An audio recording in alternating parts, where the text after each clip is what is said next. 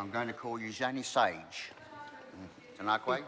Tūrorua ki ngā mema o tō tātou whare, tēnā koutou katoa.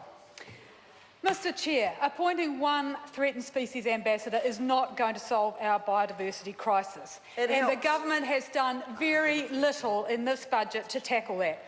The Department of Conservation isn't being adequately funded to tackle the conservation challenges that it faces, and the dump of budget documents was very revealing. It showed that Treasury, as explained to it obviously by the Minister of Finance, doesn't believe that increasing the funding to the department to assist Kiwi is part of or consistent with the government's overall priorities. The Cabinet may have overruled that, but it's clear that the government has not got a priority on protecting our biodiversity. Since New Zealand Aotearoa was settled 800 years ago, 53 bird species have gone extinct, 15 of those since 1850.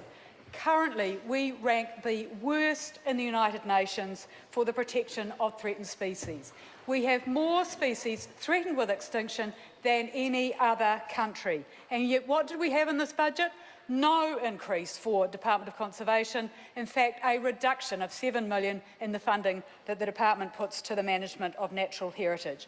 This government, despite the biodiversity strategy having a clear objective, which all government agencies agreed to in 2000, of maintaining our biodiversity, of halting the decline, is failing to invest adequately in the protection of our native species and wildlife. So DOC's being left to manage a third of New Zealand's land area and over 40,000 square kilometres of marine reserves on a pitiful budget.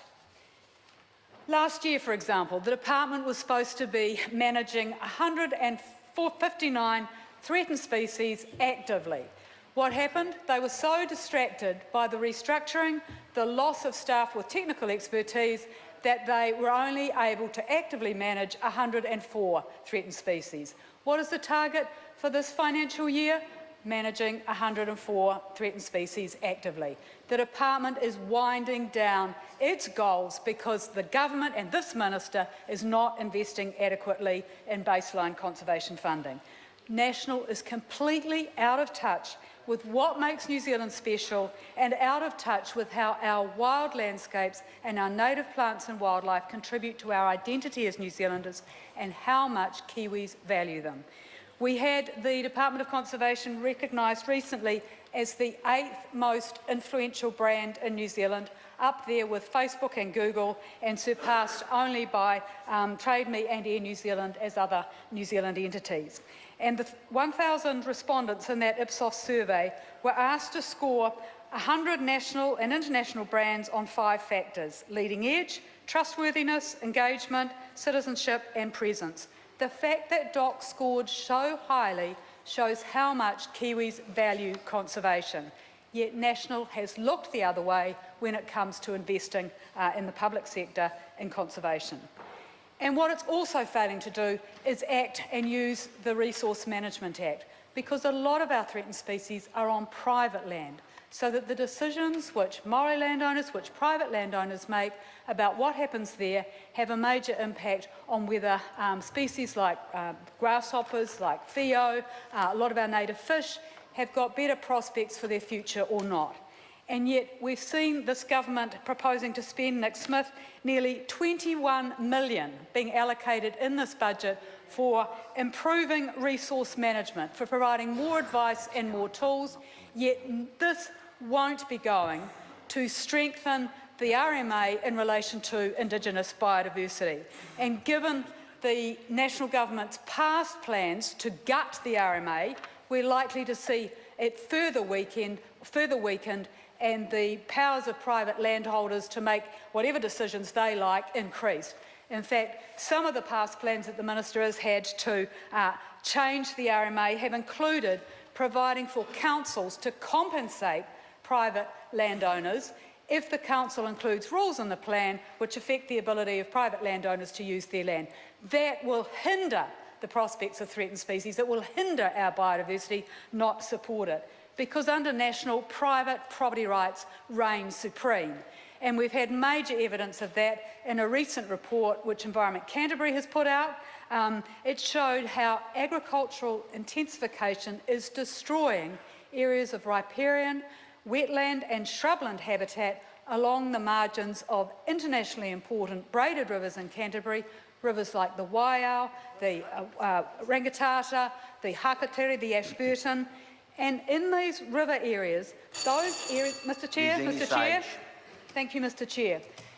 Alongside those rivers, those areas of wetlands and shrublands are some of the only areas on the Canterbury Plains where Indigenous species can survive. They're habitat for kowhai, for cabbage tree, for our brooms, for some of the divaricating mat plants like the raulia. They haven't been cultivated, so they remain as habitat. Yet between 1990 and 2012, over 11,000 hectares of those areas were destroyed, converted to pasture. That's an average of 530 hectares each year. The RMA is supposed to provide some protection for significant Indigenous habitats and significant Indigenous vegetation. It's supposed to control the environmental effects of land use.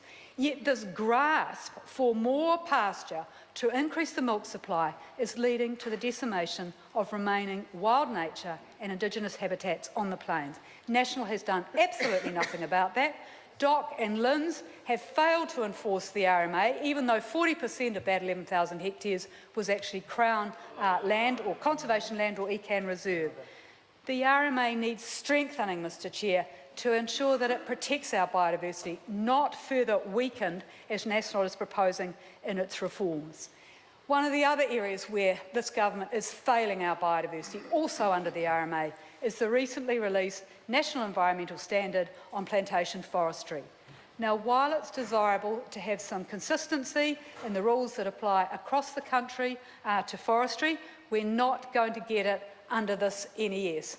That's because it's got very weak provisions to protect Indigenous biodiversity. It's got quite clear rules around the shading of plantations on roads to prevent icing, yet it allows exotic plantations to be established in Indigenous grasslands, in shrublands, and it only provides the requirement for resource consent if these areas have been identified as significant in district and regional plans. Most councils have got a very limited list of significant natural areas. They only cover a tiny proportion of the Indigenous habitats in the district. So this NES on plantation forestry is going to provide a means for private landowners to destroy more areas without getting a resource consent.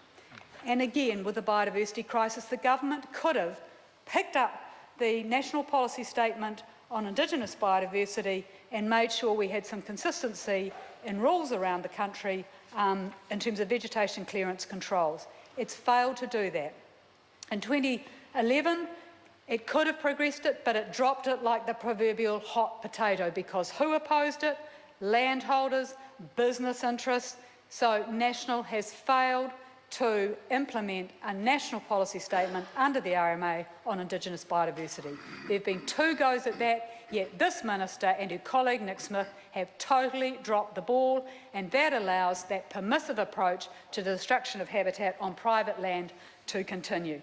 So this government, Mr Chair, is out of touch. It doesn't recognise that Kiwis really value our Indigenous plants and wildlife, our wild landscapes. It doesn't recognise that we need to protect these areas as the basis of a healthy economy.